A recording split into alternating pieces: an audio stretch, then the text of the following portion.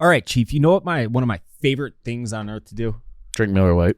Drink Miller Lite, but on top of that, it's to talk baseball. And we got a great interview today with a great baseball guy. Now, I don't like that he identifies as a Cub.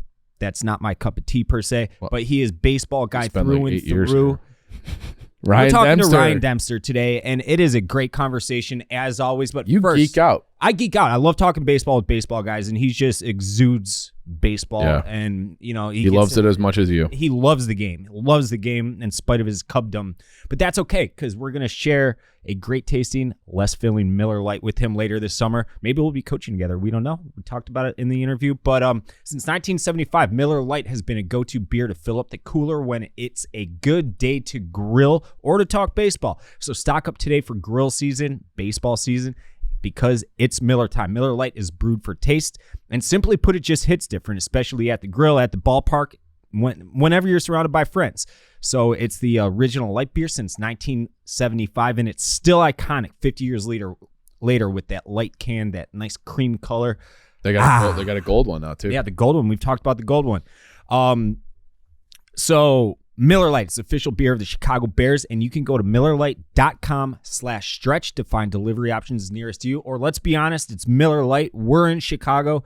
Walk into any liquor store, most grocery stores, they'll have Miller Lite for you. It's Chicago's beer. It's Chicago's beer. That's right, Chief. So cheers to 50 years of Miller time, but don't forget to celebrate responsibly. That's with Miller Brewing Company of Milwaukee, Wisconsin, 96 calories and 3.2 carbs per 12 ounces. And let's kick it off with Ryan Dempster. Whoosh.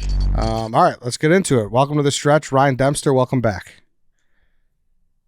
Great to be with you guys, always, man. Thanks for having me. Thanks for reaching out. It's great. Yeah, of course. We were just talking CMAs, hair transplants, everything, all of the above. So, returning guests, and it's great to. I missed the old office where you just rode your bike. Yeah, just rode his bike on in. Yeah. Yeah, I know. I should have done that today. I just got tied up with so much stuff this morning. I would have loved to come in person. We'll make that happen next time. Yeah. Yeah, we'll do it for sure. We're further away now. You'll have to get on the bike and head down to Ashland, which is a little dangerous. Yeah. Yeah. That's okay. Okay. Yeah, that's my stride. I like that. A little bit of danger is fun for me. Yeah. So we'll get into some Cubs, but I first wanted to say, did you know that our post that we clipped, obviously the episode we did last time, and that your Jim Leland story goes mega viral every time we post it? Dude, I know I've shared that story a few times, and to share it with you guys. He's my favorite, man, and that moment when he did that changed our lives, man. All those guys, I said, you look at that team and all of these guys that were on that roster that heard that ass chewing out we got from them was awesome. We all had careers in the big leagues, 10 plus years. I mean, we needed it. Sometimes, I get it. He wasn't saying anything hurtful. He just was telling us the truth that we suck. So yeah, I'm glad that it goes viral. It needs to be heard, because sometimes a little bit of that needs to be told to some guys that maybe we're not quite as good as we think we are. Is there a part of you that wishes that maybe all of you wishes that we don't have these robotic umpires and all these rule changes, because it's kind of weeding out the Jim Leland types? You don't see the Lou Pinellas going in and just you think they're going to chop these umpires' heads off. You don't see that anymore. Do you wish that we had that still? Yeah.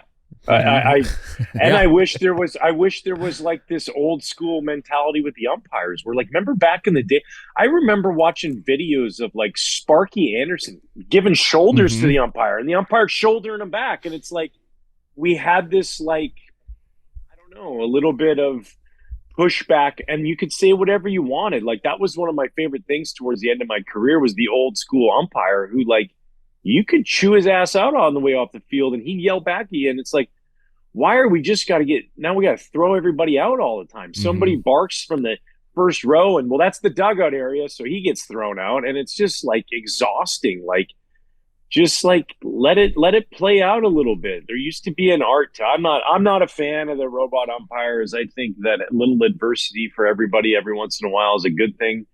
I get it. These games mean so much and they're so impactful, but yeah, bring back the Doug Harveys, just the curmudgeon-y old guys. I could do without Joe West, but sorry, Joe. I was just about to say, are there any umpires that you just could not stand? I mean, I thought Joe West, he was not a good umpire, but I thought he was just like an umpire at the same time. Angel Hernandez is the worst umpire in the history of officiating.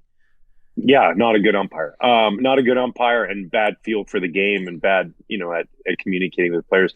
But Joe was interesting. So like Joe had that.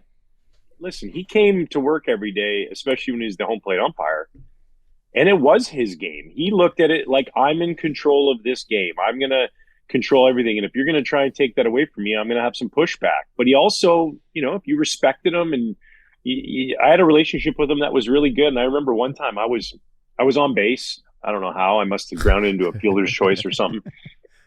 And I'm sitting there, and Joe, so I was 2 out, and I'm on second. I'm coming around scoring on a possible base hit. Ends up getting caught, so it's the last out of the inning.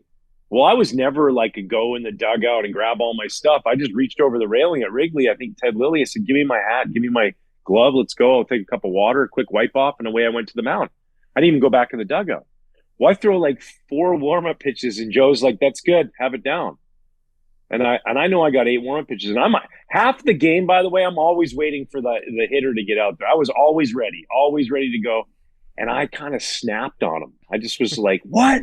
You gotta be effing kidding me, dude! I've only thrown 4 warm-up pitches. I didn't even go back in the dugout." And he just looks at me and he goes, "Jesus, don't get your panties in a bunch. Take 10. I don't give a shit." And I was like, that's what I'm talking about. That's like, how it should be. Stuff. Yeah, that's how it stuff, should be. That's fun right there. Yeah, who cares?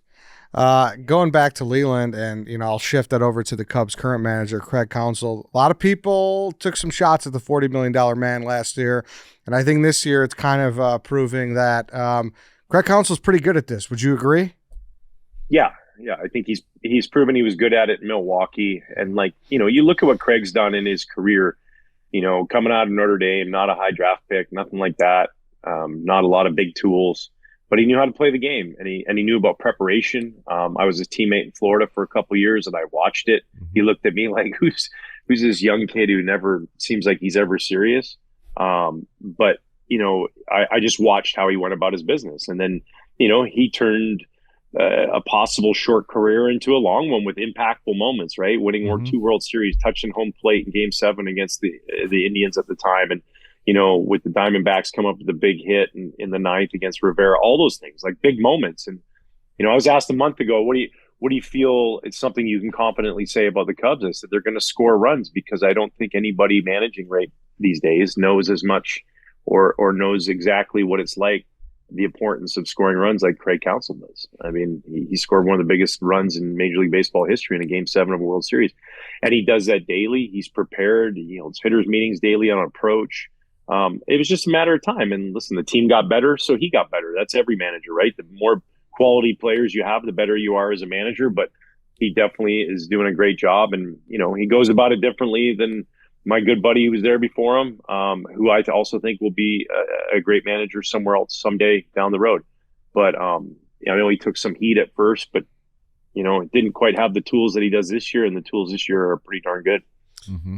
Is managing different today? We talked about the umpires, the old school. We talked about Leland used to chew you guys out. Does Counsell have that in him? Is that even allowed in today's game? It's a good question. I think, there's a lot more communication that goes on from everywhere nowadays, right? You have all these relationships between front office and coaching staff, and then coaching staff and players, and offensive coordinators, defensive coordinators, all these different things. So I feel like there's not as much of that. Maybe there's a little bit, it's kind of like parenting, there's like the gentle parent days nowadays. Like nobody yells with their kid at the park anymore, and so it just kind of gone away from that. But I'm sure there's moments, and Craig would know when those moments need to happen. And so it is a little bit different. It is different than it was before. But he's also, he presents it. Like I watch him walk in spring training when he walks in from Sloan Park. They always come in the kind of right field corner where they get dropped off in the golf cart. And he walks to the dugout. He didn't say hi to the fans. He's not there for that. He's there to win ball games, and it's like, Craig, can you sign it? And he didn't even look. He is super focused on what needs to be done today in order to go out there and win ball games. And he did that in Milwaukee at times with, maybe lesser talent than some of those other teams. And he won divisions, and he took them, close to the World Series, one game away from going to the World Series. And so I think this is a guy that really knows what he needs to do, and knows that he doesn't need to yell at guys, although I think it's kind of fun when managers yell, and I miss the days of seeing Lou and his tidy whities, just screaming at us in the locker room. But it's just changed. It's changed a lot just in general. I think the world's changed, and coaching has changed a lot as well. Yeah. And I think the story of the Chicago Cubs so far this year, it starts with Pete Crow-Armstrong. I know you've watched him a lot more than we have. Is there anything like palpable that you've seen that he really changed this year to become a superstar, really? Yeah.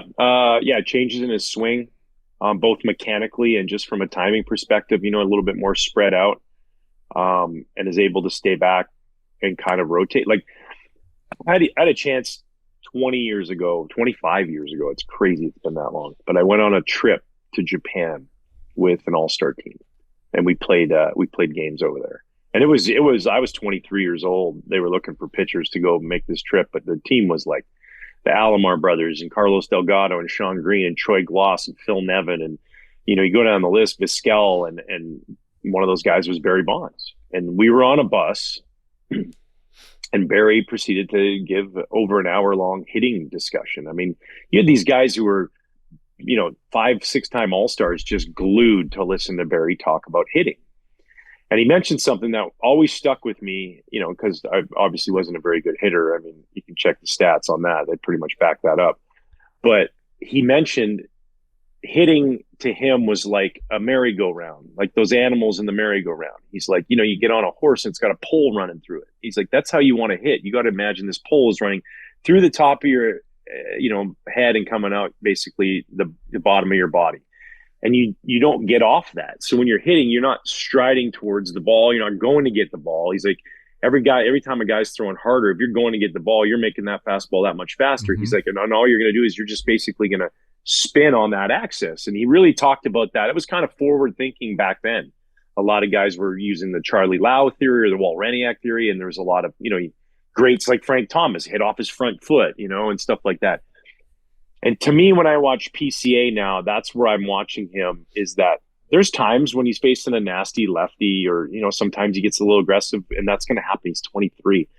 But that shift where last year it seemed like sometimes he was going to get the ball, he's able to stay balanced so much more, and he's just rotating, and he's wiry and strong, right? Like for a little dude, you see him with his shirt off, you're like, okay, this dude's jacked. Yeah. So it's like he's just using that rotation now and leverage. And you've seen this little adjust in his swing where he's not going to get it. And I think that allows him to be on time more.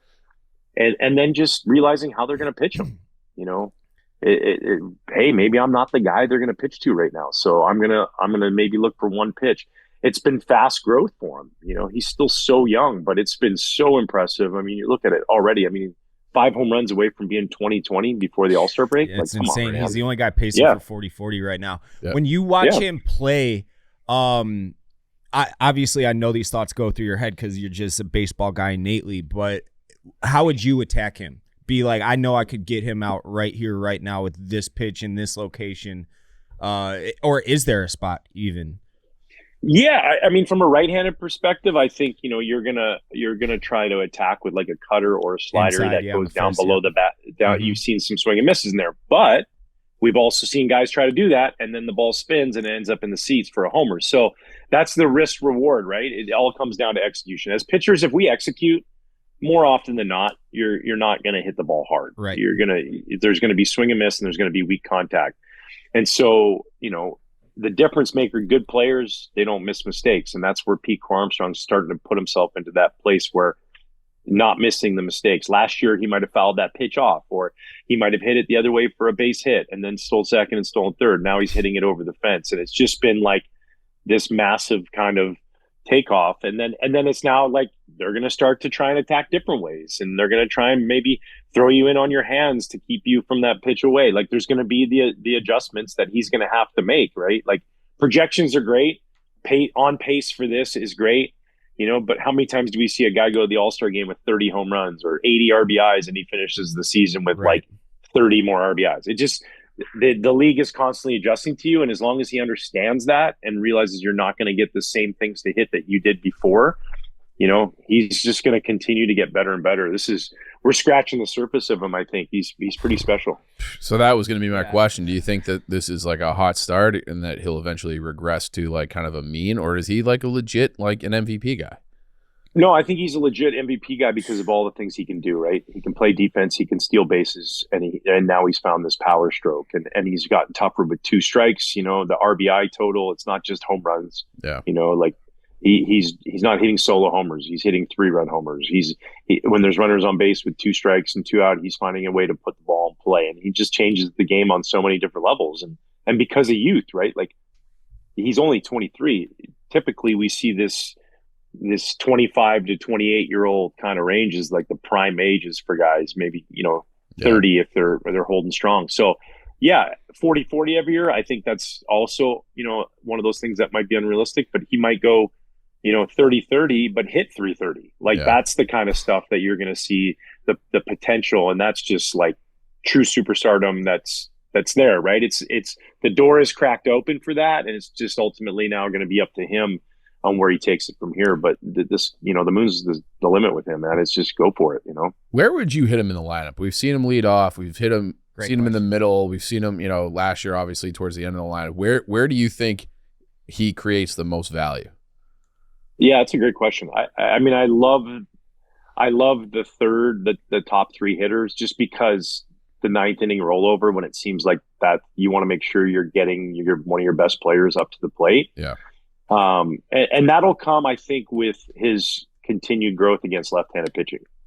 So, Craig has to move him down the lineup against lefties because it's just not quite there for him yet on a consistent level. And but once it gets to that place, I think you're looking at a guy who's a perennial 3-hole hitter. He's just got all those tools. So, but for right now, I love what they're doing with him, and he's just having so much. This dude's so much fun. Last year in LA, so fun. When remember that catch he made to rob Max Muncy, the home run, Yeah. Mm-hmm.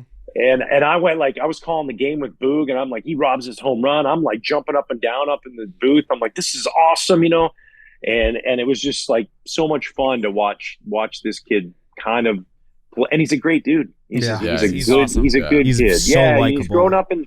Yeah, and he's grown up in Celebrityville, right? L.A. His mom was an actress, and he's grown up around that, and then playing in a high program, high visibility program in Los Angeles, and all that kind of stuff that's come with it. A big prospect, big trade, and he's kind, he's nice. He tries to make time for everybody. He doesn't have time for everybody, but he's just great. He's what you want as you're sitting there, like if you're Jed, and you're like, man, trying to find that cornerstone player. You got him. And it's just awesome to see. Now they just have to pay him. Yeah, that's kind of have 2 right now. You have 2 cornerstone guys. More expensive. Right, I know it. That it's like you look back and it's like what did they offer him, 3x75 or something like that? I think so. Something like that. How many ARB years has he got left? A couple. Yeah, but it's like I think you're going to probably need one more year. If this continues for this year, now you're starting to put yourself in Jackson Merrill. Totally territory, and then you start waiting. It's funny, like teams always, we'll wait. More often than not, especially with good players, you keep waiting, it keeps getting more and more expensive. Yeah.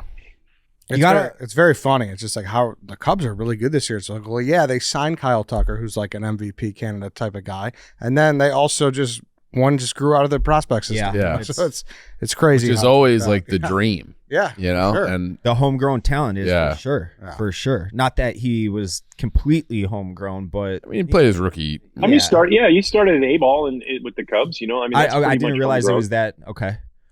And then you look at the team too, and you've been without Justin Steele for the year, so he's gone, and Shota's been gone all year. Yet they continue to win.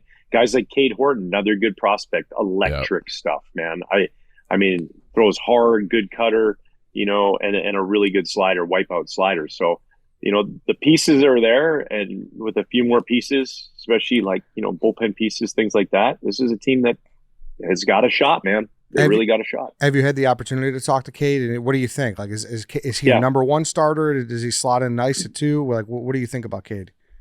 Yeah, I think he's tremendous. When you look at stuff wise, he's in that echelon, right?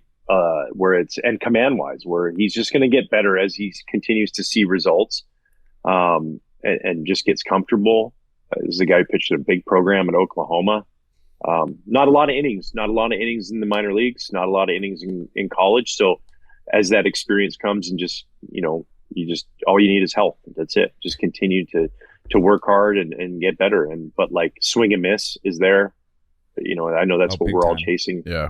He's got his breaking ball is nasty, man. It's like really, really good. So, I think that they got a good one in Cade Hort, and a great kid too. And somebody who wants it. Like, it's funny, you can see guys and they're in the big leagues, and they're maybe a little, you can see it in their eyes, they're unsure of themselves. He's a kid who's very, very confident, but also very humble, but he's very confident in his ability when he steps on the mound. All right, let's take a quick break from this chat with Ryan Dempster to talk about Chevy Drive Chicago. Everybody knows it by now. I am a Chevy guy. I think I am a Chevy guy for life.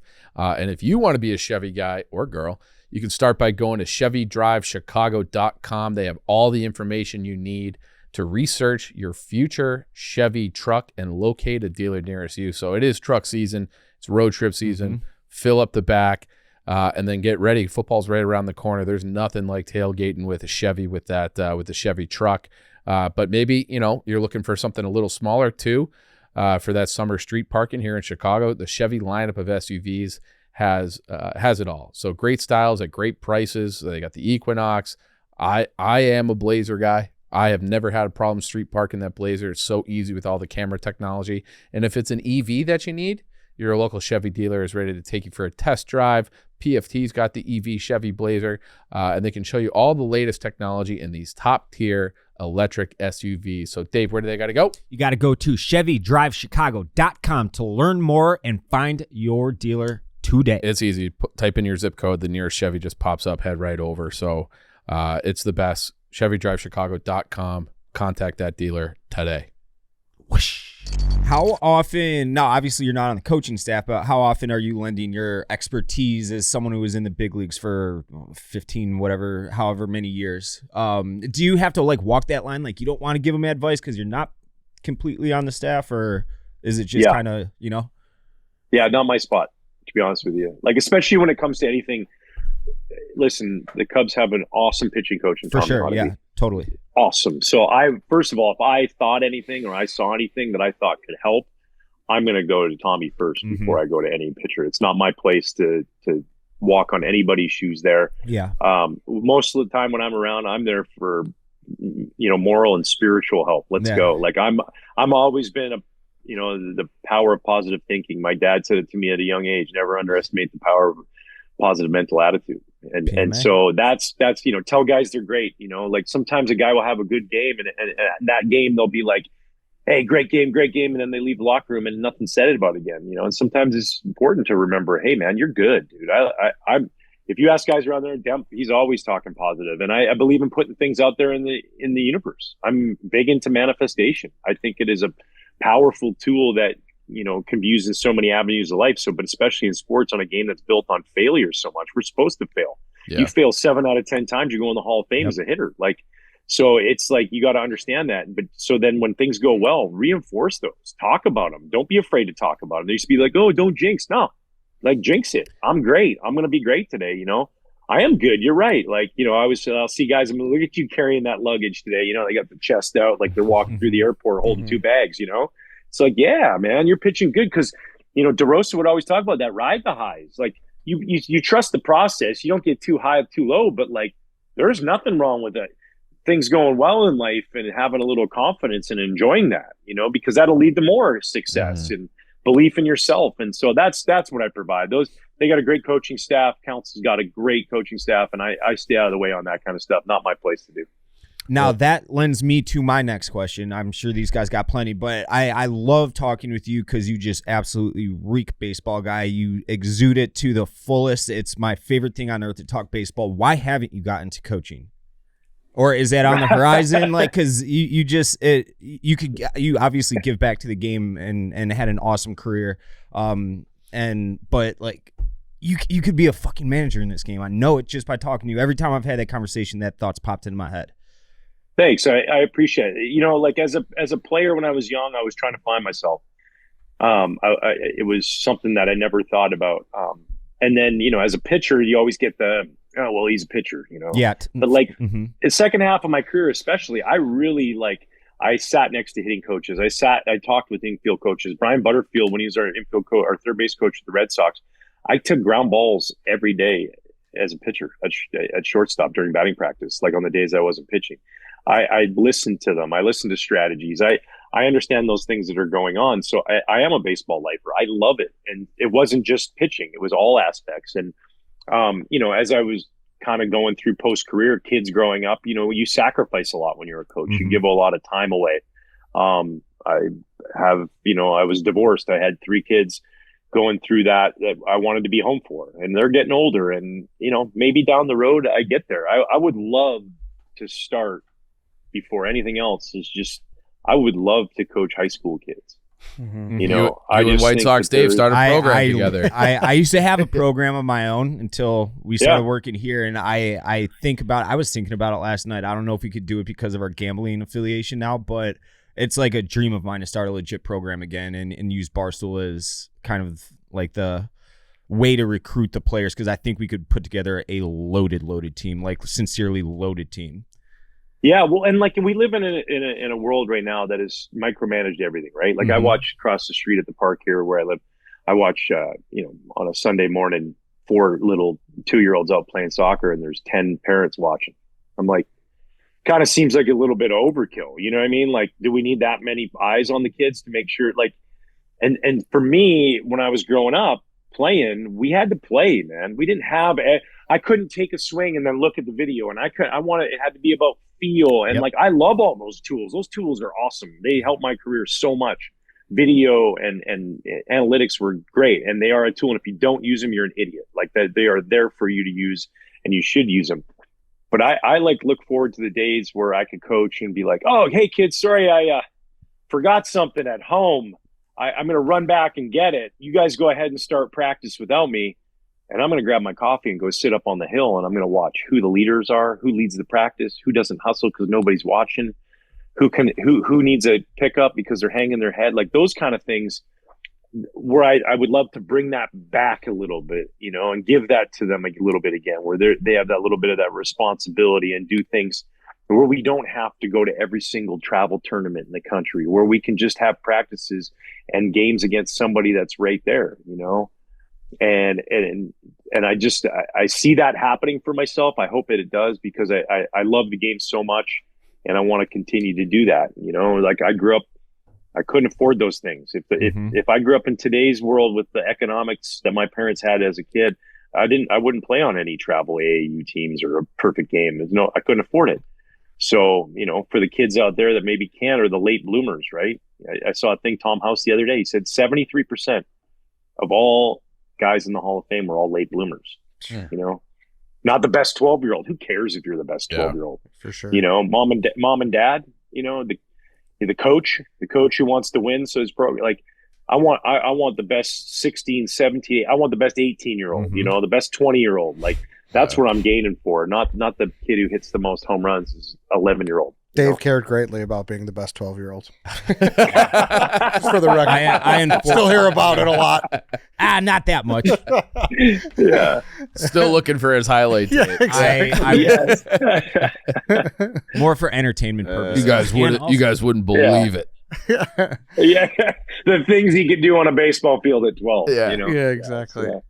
Demp, there's big names being thrown out there for who the Cubs should pursue. Chris Sale, Jacob deGrom. Either of those names intrigue you? Is there someone out there that you think would be interesting as well?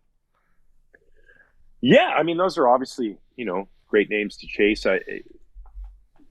It's hard, you know. You want everybody, right? Anybody that's available, that's impactful and can help do that. You really want to be able to try and acquire that. But there's going to be a bunch of other teams, and it's like, what are you willing to give up? To me, Chris Sale, I mean, that guy's going to the Hall of Fame. That's happening, and you're a guy who's coming off a Cy Young Award last year. You know, a friendly old name that, you know, kind of was a big part of 2016, but Aroldis Chapman. a lefty that throws over 100 miles an hour. Still good. Out of the bullpen would be really nice to have, especially when you think about you project, right? Trades are not just about getting you to the division title. They're like come the playoffs. So you're facing the Mets, and you got guys like Lindor, who's a much better left-handed hitter. You want to flip him around to the right side. Juan Soto, and then you face the Dodgers, and it's Freeman and it's Shohei. So you got to look at that. You face the Phillies, it's Schwarber and Bryce Harper. So left-handed pitching, absolutely. I mean, especially with no Steele in your rotation. But Matthew Boyd and Shota coming back hopefully sometime soon, a healthy Shota, that helps neutralize that. But yeah, I know it's fun to try and think about who is out there, but it's also a challenge. Everybody and their dog is going to want, somebody, and they're willing to give up. It's what are you willing to give up to get somebody? As opposed to specific names, what do you think the biggest hole to fill is? Because people talk about third base and obviously the back end of the bullpen. If you could only plug one hole, another starting arm, another bullpen, or a third base, what would it be? Yeah, and the third base thing I understand because Matty Shaw's not quite proven yet, right? And he's come back up and he's done well, not homers, but he's hitting doubles. He's hitting with OPS, slugs there. He's stealing bases, and he plays really, really good defense for a young kid, dude, to come in and play some of the third base that he's done. Some of those plays that he's made he's been unreal. And so you don't want to thwart that. You don't want to stifle that growth that potentially could be that PCA, right?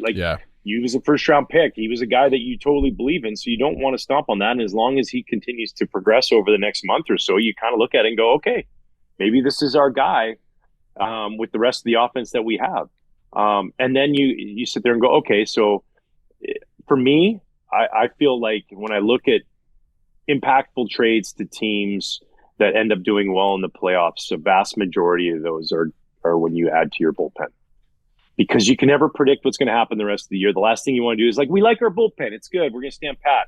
And then all it takes is a bad month out of one guy or an injury to somebody. And then hey, man, if you could add depth and push, a guy who's an 8th inning guy to the 7th inning or a 7th inning guy to the 6th inning, you're now you're winning because that you need that. When you get to the playoffs and you start whittling away all the bad teams, and then you get down to 8 teams, and then you get down to 4, you need good pitching, man. They are the best lineups. These dudes don't strike out.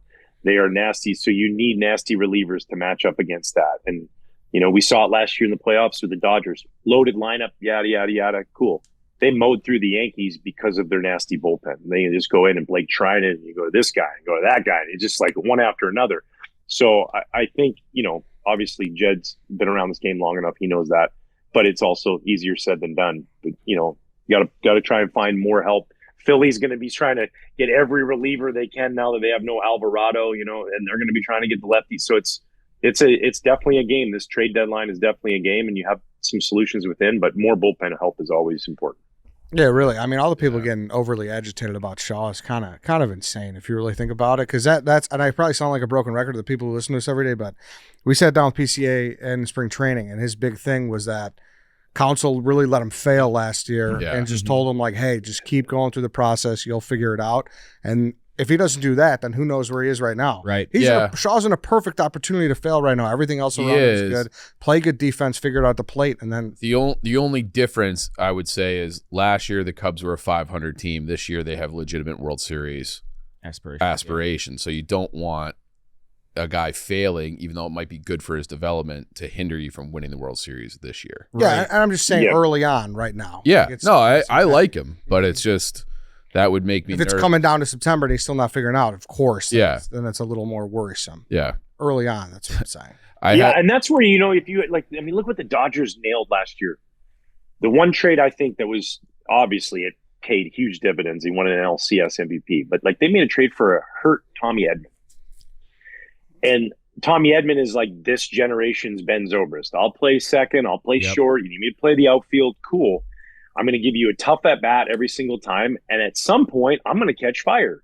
Yeah. And so maybe that's the play. It's not necessarily let's go get, the best third baseman available. Maybe it's let's go get that guy who can play all over the diamond because we see it. It takes one thing to happen, right? It could be a pitch inside, breaks a wrist. It could be a slide at second base, hurt a knee or an ankle. takes an injury, and it might not. And then now you provide that opportunity where you get to allow Matt Shaw to just play and allow him to fail a little bit, allow him to go through those tough times, knowing that if he needs a day off against a tough righty, whatever it is, we got so-and-so, and I'd have to look maybe a little bit deeper and see who that player might be or those players available might be. But those pictures will start to come a little bit more clearer in the next 3 to 4 weeks as we get closer towards the middle of the season and teams start to fall off.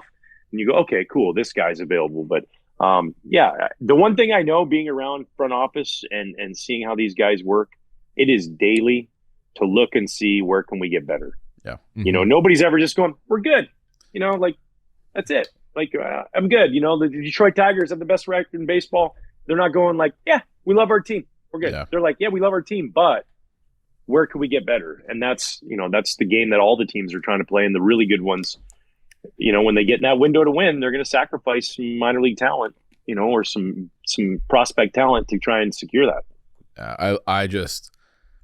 I hadn't really thought of it until we were sitting down here. The idea of Chris Sale coming back to Chicago, winning a World Series for the Cubs right in Dave's face that would be incredible. Dave, he's not smiling at all about that. He just does not find that amusing. That would be my absolute worst nightmare as a fan. That player. We need to get a message to Jed, whatever it costs. Just get Chris Sale in here. By the way, speaking of trades, has there been two more fleecings better than the ones that the Red Sox did, where they got Chris Sale for all those guys? Yeah, Moncada was an effective player when healthy, but and then Garrett Crochet, and we'll wait and see how that one plays out. But you're talking 2 pitchers, both to the Red Sox, both for 9 prospects, 8 total. It just shows you the value of what's in front of you. Sometimes we go, man, we don't want to give up that guy, and that's years of controllability, and that's a prospect. I went through my 2020 baseball cards, I collect baseball cards, and I had this box, and they're all sleeved up, and they're all ready to go. And it's all of the prospects from 2020, and none of the cards are really worth that much. No, they're all completely. There was use them to start the campfire this summer. Yeah, seriously, there was a tweet a couple weeks back. It was listing out what the White Sox top 20 or whatever prospects of 2019 are doing today. 2 of the top 10 are legit realtors, and they linked their LinkedIns and everything on this tweet. And Moncada, he's playing third base a little bit for the Angels. Kopech's on the DL. Everybody, Eloy's in AAA for the nobody made it. Nobody was any good. Everybody, it's a cautionary tale for one, and it just makes me sick for 2. Yeah, no, it's one of those things where sometimes you just never know. You never know when you trade a guy. There's very few can't miss players. There's a lot of miss. There's a lot of swing and miss and prospects. To all the Cubs fans out there, and I was going to bring this up with the original PCA talk when we were talking about his extension that many Cubs fans, rightfully so, want to give him. There were Dylan Cease. It was the one that they didn't extend. He's the only one that made free agency, did get a deal, and he is an effective pitcher. He's good. He's really good. Yep. But the rest of those guys got paid, and look at them now. You know. So there is that. You got to weigh that as well. Maybe the league does figure out PCA, and he does go back to being, a glove first up the middle guy. So you never know. Yeah, I think he's showing a little bit more true of what he is. I'd agree. Than the other way, but even just you go that 2020 list. It was guys like Luis Robert, and Gavin Lux, and Bo Bichette, who Bo, they're doing well, but Bo's doing well, but still you just never know. It's this can't miss. All-stars out don't of want to trade. Yeah. And meanwhile, you're the Blue Jays, right? And you're that happens. Blah blah blah. You're not making the playoffs. You're not winning the World Series. So sometimes you got to give to get. And that's what Theo did when he traded for Chapman. You gave up Gleyber Torres, that happened, you sit there and say, but was it worth it? Yeah, you're darn right. You got to roll this Chapman on your team and you win the World Series, even though he gave up the home run to Roger Davis, who still won the World Series. Exactly. Yeah. Demp, you're the man, dude. Honestly, every time you come on, you got a great story. You're filled with knowledge. So we appreciate you got to come on more. So great guest. Thank you very much. If you want to just come in here and talk about baseball on camera, off camera, you have an open invite. Because I love talking the game with you. Yeah, I love talking the game with you guys too. You guys are a blast, and next time I will.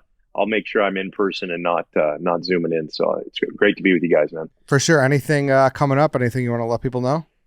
Yeah, we're going to CMA Fest in Nashville. We got Intentional Talk coming from the show, so we got some good interviews lined up with guys like Parker McCullum and Zach Brown and Cole Swindell and a bunch of stuff. Nice. So it's going to be a blast. Music and baseball is this awesome relationship. It's like symbiotic. You go to a ballpark and there's no music, it's kind of weird. Mm-hmm. And then country music. The country music stars love their teams, and it's just a lot of fun to kind of do that. So we're doing that this week, and then we got all kinds of stuff. Obviously, we'll be at the All-Star game, that Bristol game down in Tennessee. We'll be at that, doing a show from there as well. But and then we're working on a possible end of September off the mound. Got a benefit. Hopefully that'll play through that last weekend series against the Cardinals. So yeah. Other than that, just enjoying baseball every day, guys. It's a blessing, man.